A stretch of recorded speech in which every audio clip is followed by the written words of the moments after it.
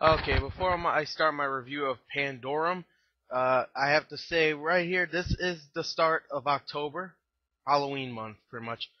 So that means I'm going to do Halloween related horror movie reviews, pretty much. So this is going to be my first one. Pandorum is a horror, sci-fi movie, whatever. It's still the same. Sci-fi and horror go together with Halloween. Come on.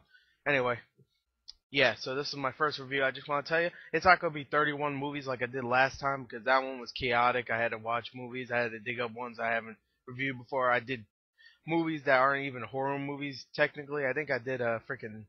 Nah, I don't know. It was a sci fi movie I did last time. I think I did Cloverfield, too, which is kind of horrorish a little bit. It's. That didn't even sound right. Horrorish. Horrorish. Uh, but it's still more sci-fi. So anyway, I enjoyed the Pandorum review. Tomorrow I might do Zombieland, and then I don't want to tell you the other one. Anyway, thanks and enjoy the review. Okay, here's the review for Pandorum.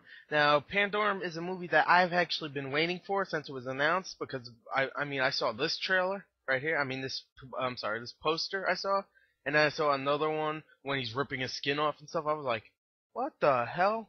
And I was like, damn, that looks creepy. All right, and then I saw the trailer, and I'm like, okay, it looks kind of like Dead Space, Event Horizon, and it's the maker from Resident Evil 1, 2, and 3. So I was like, okay, I kind of lost a little bit of hope, but I was still like anticipating it because I want to see all the screwed up shit that was on these posters. Well, I guess I have to admit that I was surprised that it didn't have almost any of that. It had some blood and stuff, and it had some cool creature effects. To me, I think they were cool. Some people were like, "Oh, it looks stupid." Some people were laughing at them, like, I went to the theaters. It was like 500 people, and I think two walked out because I didn't see them come back.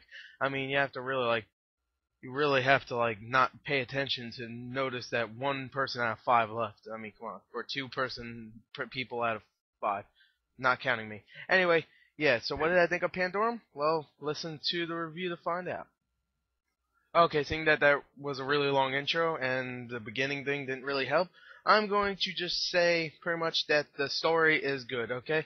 It has two guys, they wake up, they go, oh my god, we're on a ship, I can't remember stuff, and pretty much the story picks up from there, and you find other survivors, some survivors die, some people obviously die. Some people are found dead. Some people are stupid. Some people are crazy. Some people eat other people. It's crazy. It is crazy.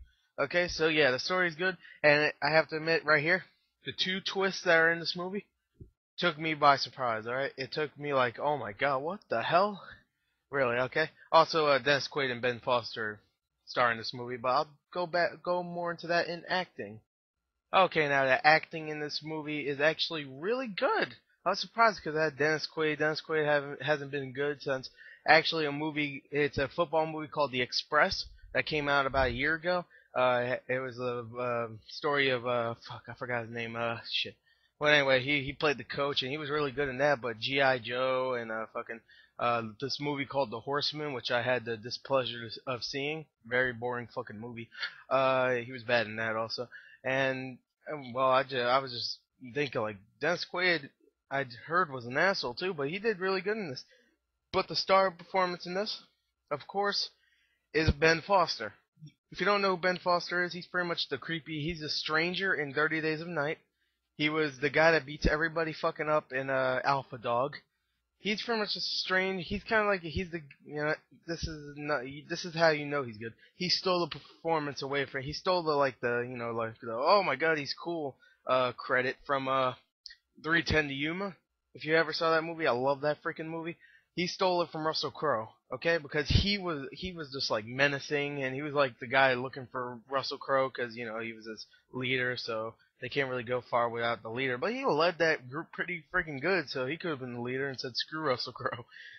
He was pretty disturbing in that movie. He was like, all right, you're gonna help me. All right, where'd they go? He went over there. I'm gonna put the whole fucking thing on fire and let you burn to death. There you go.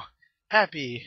Anyway, yeah, the acting was really fucking good. And this one, he's not as creepy, but there's parts where he like starts twitching out and shit because Pandorum is like this space fear thing where you go like it's kind of like it's kind of a little bit like car sickness. You know how like you've been in a car for so long you just get sick. And this you've been in a freaking spacecraft or like one of those pods that froze you for in a hyper sleep for a little while.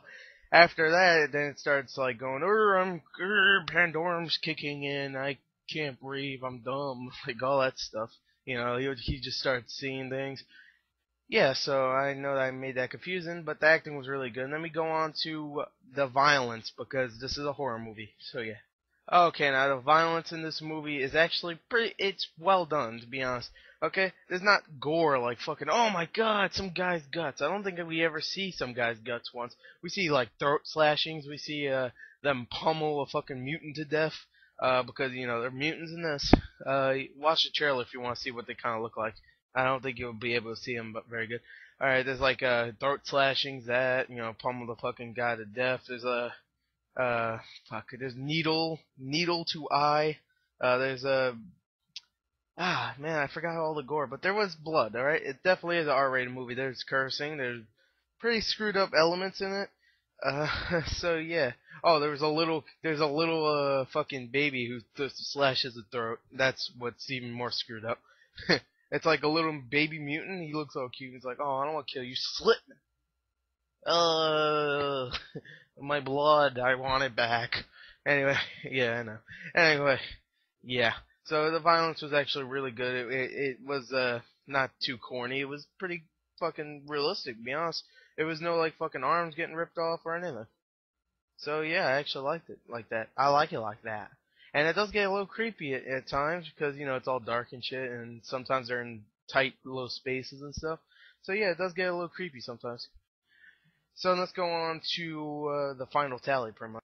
Okay, now the final verdict or the final tally for this movie is that it's really good. I definitely recommend people seeing it. If you liked Event Horizon, then you'll like this movie. It's not as bloody as Event Horizon, but I mean it has better twists than Event Horizon. And the Pandorum thing and stuff, like you just like see things and stuff. Well, he does, the character in this.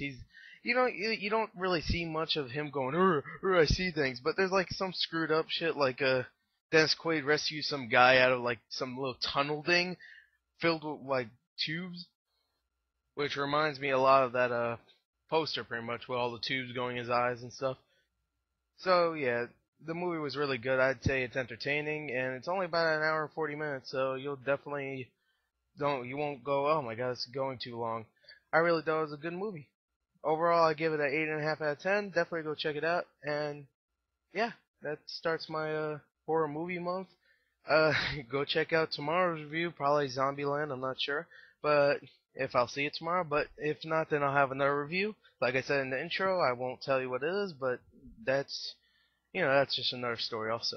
Anyway, yeah, there you go. Thank you and bye.